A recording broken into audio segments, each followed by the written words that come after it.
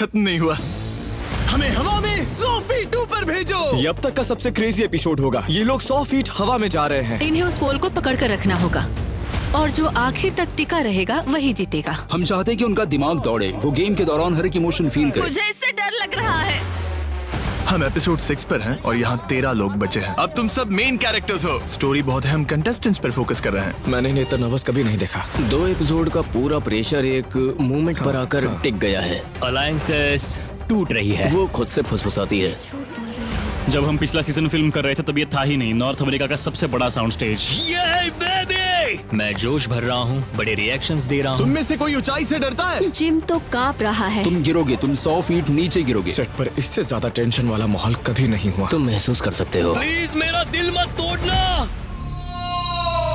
यहाँ बहुत सारा ड्रामा चल रहा है। 3 लोग बहुत ब्रूटल तरीके से एलिमिनेट होने वाले मुझे हैं। पता था ऐसा ही होगा। कंटेस्टेंट्स, वक्त आ गया है। बहुत सारे लोग नाराज होने वाले हैं।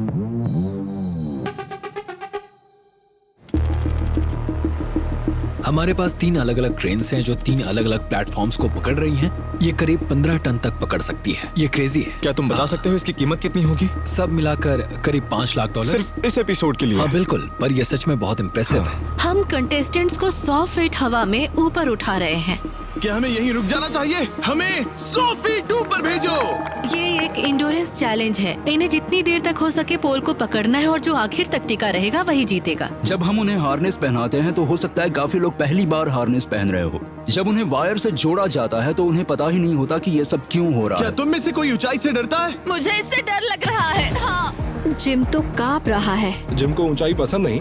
बिल्कुल नहीं। बिल्कुल नहीं। ये उसका डर है। हम चाहते हैं व्यूअर्स तुम्हें अच्छे से जाने। तुम अपना डर दिखा सकते हो। खास इस एपिसोड के लिए हमारे पास 140 कैमरास हैं। हमारे ड्रोन शॉट्स बहुत जबरदस्त आने वाले हैं। कुछ कैमरास जमीन पर होंगे जो ऊपर की तरफ शूट करेंगे ताकि व्यूअर्स को पर्सपेक्टिव समझ में आए। मैं यहाँ कैमरास, फ्रेमिंग और एक्सपोजर वगैरह संभालूंगी। ब्रैंडन, मुझे अलग शूट दे सकते हो, राइट से लेना।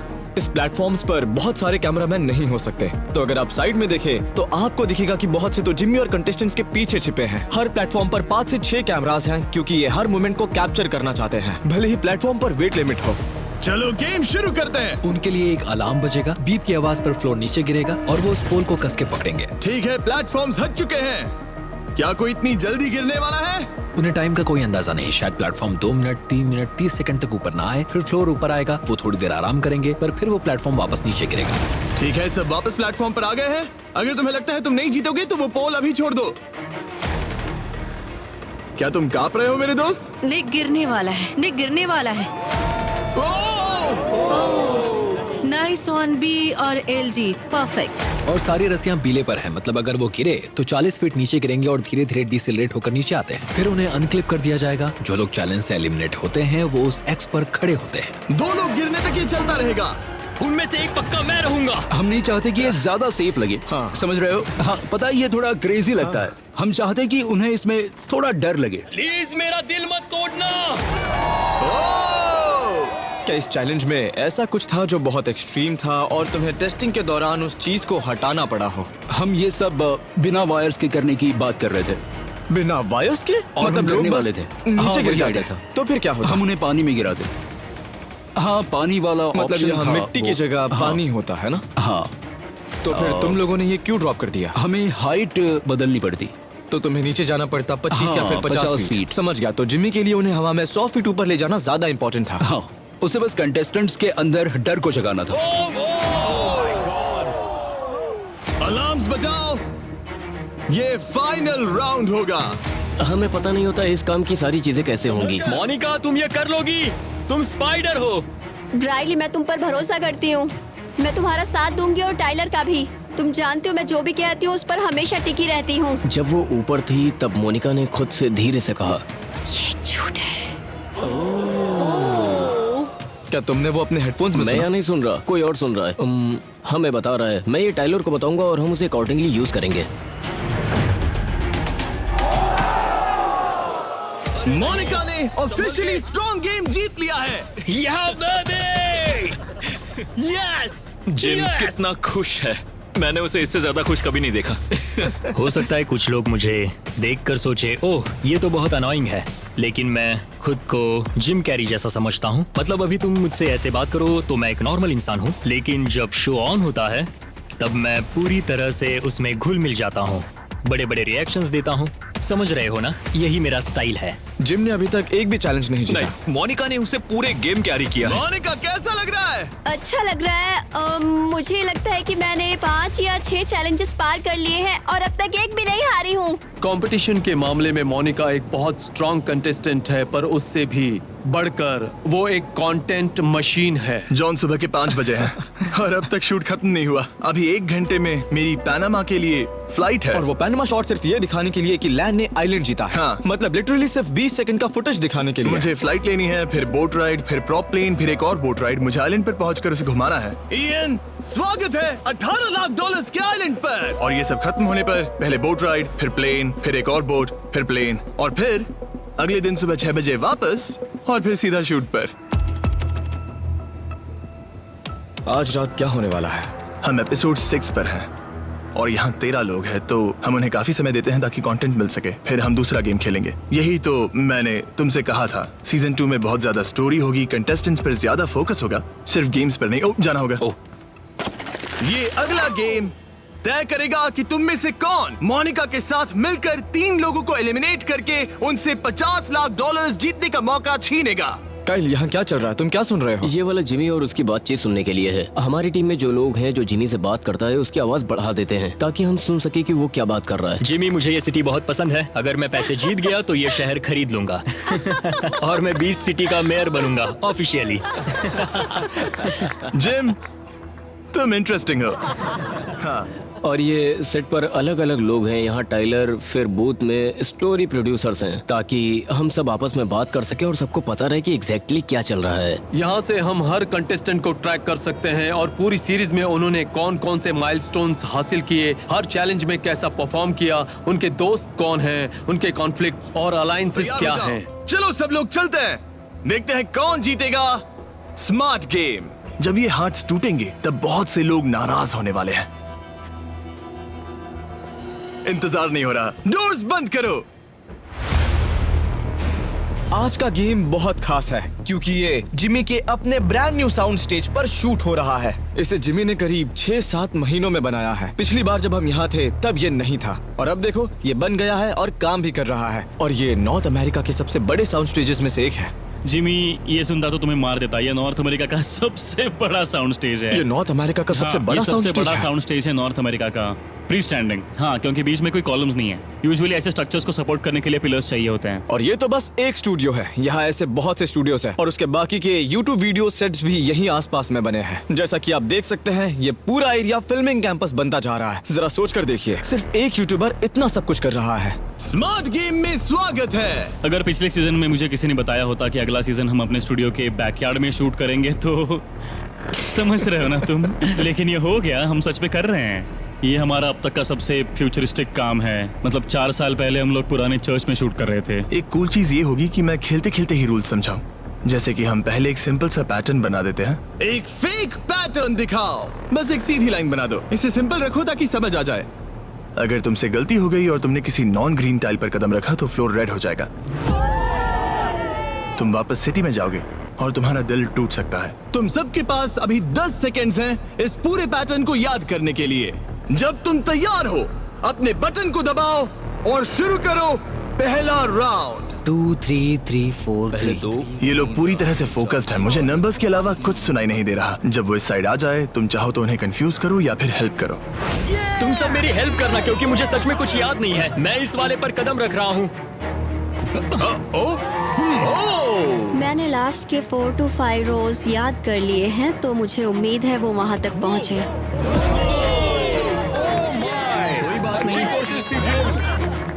ठीक है P2, तुम मोनिका पर वापस जा सकते हो प्लीज। मेरे पीछे ये जितने भी सेटअप्स दिख रहे हैं कुछ दिन पहले तक ये थे ही नहीं। इन्होंने लिटरली एक नया कस्टम कंट्रोल रूम बना दिया है जो हमारे रेगुलर वाले से अलग है। सिर्फ ये बनाना ही नहीं बल्कि इसमें शूट करना भी बहुत बड़ा काम है। क्लिड्स, तुम्हारे कॉल पर हम 8 को अंदर बुला लेंगे। मेरे कान में अभी 12-13 कंटेस्टेंट्स की और जिमी की आवाज आ रही है और मैं सबके कॉन्वर्सेशंस एक साथ सुन सकता हूँ। और टाइलर उसे तो लिटरली एंजाइटी अटैक आ गया और वो बोला प्लीज इन लोगों को मेरे दिमाग से निकालो। ये वो चीज है जो उसने सुनी और पागल हो गया। मैं बस ये बोल रही हूँ कि मेरे पास हर बात के पीछे कुछ रीजंस होते हैं। हाँ। उसका इससे कोई लेना देना नहीं है। बेसिकली सब एक साथ बोल रहे हैं, बस वॉल्यूम थोड़ा कम कर दो। मुझे लगता है जो भी नेक्स्ट जाएगा उसके पास इसे पार करने का अच्छा मौका है। बस ये सब अच्छी तरह से याद कर लेना। तुम्हें कुछ और मिनट देता हूँ, आराम से सोचो और बताओ तुम्हारे दिमाग में क्या चल रहा है। काल, जिमी बार बार टेक्स के बीच में कहता है कि ये तुम्हारा मौका है अपना कैरेक्टर बिल्ड करने का। मैं बहुत बार बोल चुका हूँ पर रिएक्शंस बड़े रखना। लास्ट सीजन इस पॉइंट पे हमारे पास लगभग 50 लोग थे और इस पॉइंट पर हमारे पास 13 है और वो जल्दी 10 हो जाएंगे। तो मुझे लगता है वो बस ये चाहता है कि कैरेक्टर्स बने और कहानियां बाहर आ जाएं। ओके, निक आ रहा है और किसी ने उसे रोका भी नहीं। निक तुम ये कर सकते हो ब्रो। निक जीत गया तो ऊपर मौजूद किसी को एलिमिनेट होना पड़ेगा। निक इतना कॉन्फिडेंट था कि उसने इंस्ट्रक्शंस का वेट भी नहीं किया, बस सीधा पहला कदम ले लिया। ऊपर मैंने उसे बोला था कि अगला खिलाड़ी पक्का जीतने वाला है।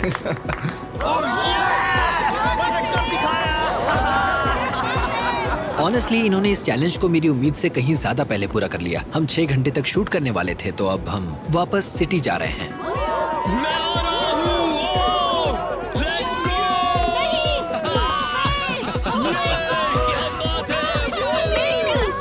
बाकियों को भी बाहर लिया, वो स्मोक में खड़े हैं। बाकी सब भी बाहर आ जाओ। जिमी, अब यहाँ क्या होने वाला है? आज रात हम किसी को एलिमिनेट नहीं कर रहे। हम स्टोरी बिल्ड कर रहे हैं, तो हमारे 2 विनर्स मिलकर डिसाइड करेंगे कि कौन से 3 लोग घर जाएंगे। हम उन्हें 24 घंटे दे रहे हैं ताकि वोट से पहले वो सबके साथ इंटरेक्ट कर सकें। अभी तुम्हारा स्टैमिना कैसा है? इसमें पूरा 1 महीना गुजर चुका है। क्या तुम फिनिश लाइन तक पहुँचते पहुँचते टूट रहे हो? ये मुश्किल है क्योंकि मुझे साथ ही साथ टिकटॉक्स अपलोड करने होते हैं, यूट्यूब शॉर्ट्स और मेन चैनल वीडियोस भी। ये है मिस्टर बीस्ट, दुनिया के सबसे बड़े यूट्यूबर। मेरे पीछे जिमी एक और क्रिएटर के साथ कोलैब शूट कर रहा है और आज रात ये उसका 9th कोलैब है। जैसे वो ये सब एक स्पीड रन कर रहा हो। क्या वो ब्रेंट रिवेरा है? और ये सब सिनान ने ऑर्गेनाइज किया है, जो बीस्ट गेम्स का मार्केटिंग हेड है, ताकि शो को प्रमोट किया जा सके। अब तक पूरे शो में कितने टिकटॉकर्स ने शूट किया होगा?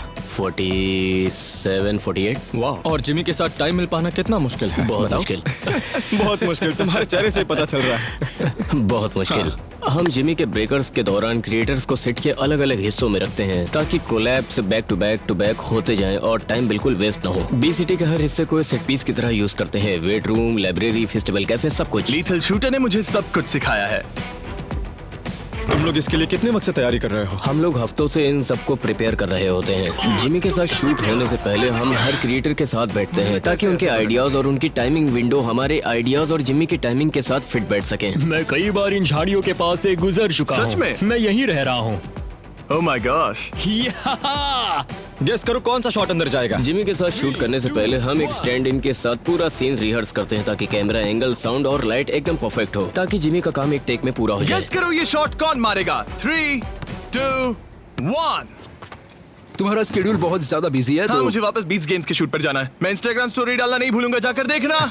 इतनी ज्यादा चीजों पर ध्यान देना मुश्किल है। मतलब ये शो सबसे बड़े मोमेंट्स में से एक है। मेरा दिमाग बहुत ही सिंगल माइंडेड और ऑब्सेसिव है। कोई भी चीज जो कंटेंट या ऑब्सेशन से जुड़ी नहीं होती, जो मेरे दिमाग में चल रहा है, तो वो चीजें लोग मुझे याद दिलाते रहते हैं, वरना मैं वो कर नहीं पाता। मैं खुद का ध्यान नहीं रख पाता। मुझे खुद को बार बार याद दिलाना पड़ता है कि मुझे अपने फियांसे का अच्छा पार्टनर भी बने रहना है, वगैरह वगैरह। जब मैं काम करता हूँ तो पानी पीने के बारे में नहीं सोचता। कभी कभी लिटरली पेट दर्द होने लगता है। फिर याद आता है कि मुझे वॉशरूम गए हुए 9 घंटे हो गए हैं। मतलब जब तक बॉडी दर्द ना करे दिमाग में आता ही नहीं, क्योंकि मैं इतना फोकस्ड रहता हूँ। तो बहुत रेयर होता है जब मेरे लिए अपना काम पूरा करने से ज्यादा कोई चीज मैटर करती है। जब मैंने पहली बार कटान खेलना शुरू किया, मुझे मजा आने लगा। मैं लिटरली 27 घंटे नॉन स्टॉप खेल रहा था। मेरा दिमाग ऐसा ही है और शायद ये गलत है, लेकिन मैंने इसे एक्सेप्ट कर लिया। मैं वो इंसान हूँ जो अपने काम के लिए जीता है और इसके खिलाफ लड़कर इसे चेंज नहीं किया जा सकता है। और शायद यही मेरी जिंदगी का मकसद है और इसी ने मुझे यहाँ तक पहुँचाया। लकीली जो चीज मेरा ऑब्सेशन बनी वो YouTube थी। जब मैं टीनेजर था मुझे लगता था मैं पागल हूँ। मेरे स्कूल के लोग कहते थे चुप रहो, तुम YouTube की ही बात करते हो। और धीरे धीरे मैंने बोलना बंद कर दिया, बस अपना काम करता रहा। मैं इतना अकेला पड़ गया कि तुम सोच भी नहीं सकते। फिर मैं कुछ यूट्यूबर्स से मिला जो मेरी तरह ऑब्सेस थे और बस वहीं से सब बदल गया। हम रोज 15 घंटे कॉल पर बात किया करते थे। मुझे अपने लोग मिल गए। मैं अपने कंप्यूटर पर बैठा था और मैंने एक लड़के को देखा जो 1 लाख तक गिन रहा है। 23 घंटे लंबा वीडियो, और वो वीडियो वायरल हो गया। और ये वही उस था। वक्त ये मुझसे ज्यादा फेमस था। और जो चीजें लोगों को पहले अजीब लगती थी उसी चीज को अब लोग जीनियस कहते हैं। वो कहते हैं ओह वाह, तुमने कमाल कर दिया, तुमने बहुत मेहनत की है, और सब मेरी तारीफ करते हैं। पिछले 2 घंटों से जिमी हर कंटेस्टेंट के पास जाकर उनसे बात कर रहा है, क्योंकि यहाँ कभी भी एक ऐसा मोमेंट आ सकता है जो किसी को भी धोखा देने पर पुश करे, या कोई ऐसा मोमेंट जो फाइनल एडिट में यादगार बन जाए। तुम लोग कैसे सर्वाइव करने वाले हो? हाँ, ये सब थोड़ा स्ट्रेसफुल है, पर आखिर में टॉप 10 में वही होने चाहिए जिन पर हम भरोसा कर सके। तुम्हें एक बहुत ही मुश्किल फैसला लेना है, लेकिन कम से कम तुम टॉप 10 में हो। Good luck. Thank you. मैं इनकी जगह नहीं होना चाहूंगा। सब लोग वोटिंग के बारे में थ्योरीज बना रहे हैं और अलायंसेस टूट रही है। लड़कियां बोल रही हैं कि बस गर्ल्स साथ रहे, लड़के भी गर्ल्स की साइड आ रहे हैं। मोनिका लड़कों की साइड ले रही है। अभी तो बस मेरी और मोनिका की ही जोड़ी स्ट्रॉन्ग है, कम से कम इन दीवारों के अंदर। अगर हम दोनों टॉप 2 में गए तो बेस्ट कंपेटिटर जीते वही फेयर होगा। नहीं, मैं तो लॉकिंग इन हूँ। टॉप 2 में मैं पूरी कोशिश करूंगा। उसने ये भी कहा कि वो मेरे खिलाफ काफी बातें करेगा, लेकिन मैंने कहा कि करे, क्योंकि मैं प्रेशर में अच्छा परफॉर्म करती हूँ, मैं जानती हूँ। मुझे लगता है हमारा रिश्ता ज्यादा नेचुरल है, क्योंकि यहाँ कोई फोन नहीं है हमें डिस्ट्रैक्ट करने के लिए। उसे मेरे ऑनलाइन प्रेजेंस के बारे में कुछ भी नहीं पता, मेरी रेपुटेशन के बारे में कुछ नहीं पता। वो बस मुझे इन पर्सन जानती है और मैं उसे जानता हूँ। तो ये हम दोनों के लिए एक जेन्युइन लव स्टोरी है। हाँ, जिनसे मुझे अंदर की खबर मिल जाती है। ये सब तो जरूरी है ब्रो, यही तो जरूरी है। मोनिका और ब्रायली वाली कहानी, इनके काफी अप्स और डाउन्स रहे हैं। मुझे उन्हीं लोगों की राय मायने रखती है जो मेरे आसपास रहते हैं। ये बात तुम्हें अपने बॉयफ्रेंड के दिमाग में डालनी पड़ेगी, क्योंकि वो ऐसे काम नहीं करता। यहाँ कुछ कंटेस्टेंट ऐसे हैं जिनका असली रूप बहुत बाद में दिखता है, क्योंकि वो शो के साथ साथ बदलते जाते हैं। तो तुम सब लड़कियों को एक एक करके एलिमिनेट करना चाहती हो? ऐसा नहीं है क्या ये मैंने कि सही मैं सुना? ये जरूर करूंगी, पर हाँ, मैं जो भी करना पड़े करूंगी, सबको बाहर कर दूंगी। मैं अपनी सारी चालें छुप छुप कर चल रही हूँ। टाइमर पर करीब 57 मिनट्स बचे हैं, और फिर 3 लोग बहुत ब्रूटल तरीके से एलिमिनेट हो जाएंगे, और हम पहुंच जाएंगे टॉप 10 पर। आज रात के बाद 10 लोगों के पास वो $50 लाख जीतने का 10% चांस होगा। ये 2 अलग अलग रंग के क्यों हैं? ये लोग हार्ट का कॉन्सेप्ट इंट्रोड्यूस कर रहे हैं। हम चाहते हैं कि ऑडियंस ये समझे कि हमारा शो किस बारे में है। ठीक है, 10 दिल ऐसे निकालो जो परफेक्ट दिखते हैं। हमारे पास कॉइन फ्लिप है, क्यूब्स आए हैं और भी बहुत कुछ है। बीस्ट गेम्स का मेन आइडिया है अपने दिल को बचाना, यहाँ सर्वाइव करना। इस शो के सक्सेसफुल होने के पीछे यही सब कारण है, इसलिए हम ऐसे कॉन्सेप्ट्स ला रहे हैं। इनका कलर जितना लाल दिखेगा उतना अच्छा रहेगा। कंटेस्टेंट्स, वो घड़ी आ गई है। प्लीज अपने अपने हार्ट के पास आ जाओ। मैंने इन्हें इतना नर्वस पहले कभी नहीं देखा। ये लोग कभी इतने शांत नहीं थे। इन्हें बिल्कुल नहीं पता यहाँ से कौन निकलेगा। यहाँ काल और तारीख रिएक्शन लेने की पोजीशन ले रहे हैं। जिमी उन कंटेस्टेंट से जितना हो सके उतना कंटेंट निकालने की कोशिश कर रहा है, और वहाँ ड्रोन्स तैयार हैं उस आखिरी हार्ट ब्रेक शॉट लेने के लिए, ताकि फाइनल टॉप 10 रिवील हो सके। यही एक रीजन है कि शो में इतने इंसेन क्लिफ हैंगर देखने को मिलते हैं। मुझे तो उन लोगों के लिए बुरा लग रहा है जिन्होंने वो हथौड़ा उठाया है। ओह नहीं। गॉड, एलिमिनेशन हैमर को लेकर आओ। वक्त आ गया है। पहला हार्ट तोड़कर आज के पहले कंटेस्टेंट को 20 गेम से एलिमिनेट करने का। पहले जिसके भी हार्ट को तोड़ना है उसके पास चले जाओ। मुझे बस एक स्टेडियम शॉट चाहिए जिसमें वो सीढ़ियों से उतरते हुए ग्रास पर आते दिखें। फिर हम उन्हें क्लियर करके लॉन्ग लेंस शॉट लेंगे। विजुअल बहुत सिनेमैटिक आएंगे। तुम दोनों पक्का ब्रायली का हार्ट तोड़ना चाहते हो? तुम किस चीज से इमोशनल फील करते हो? क्योंकि हम यहाँ 30 दिन से है, हमने लोगों को रोते हुए देखा, गुस्सा करते हुए देखा, और फिर मुझे लगा ओ माय गॉड, जिमी तो रोज ये सब जीता है। स्टेज पर तुम किस चीज से इमोशनल फील करते हो? सच्चाई ये है कि जब मैं ये मोमेंट्स फिल्म करता हूँ तो खुद को उन कंटेस्टेंट्स की जगह पर रख देता हूँ जिनके साथ मैं खड़ा हूँ।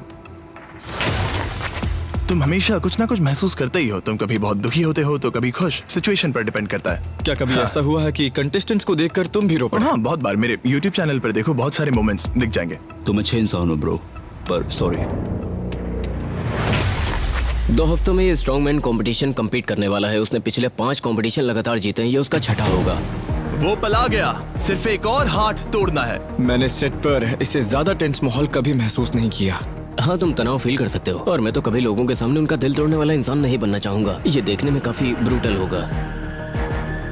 क्या तुम दोनों सच में उसका हार्ट तोड़ना चाहते हो?